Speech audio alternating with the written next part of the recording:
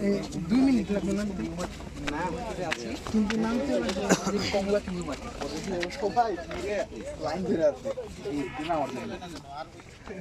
এখন আছে কিনা জানি না গাছের গোড়ায় সাপ থাকতো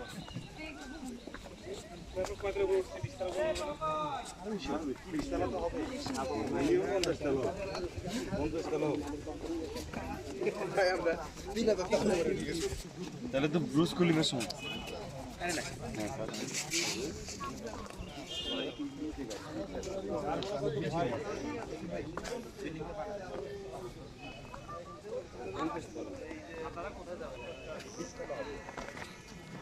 তারা এখন কি করতেছে?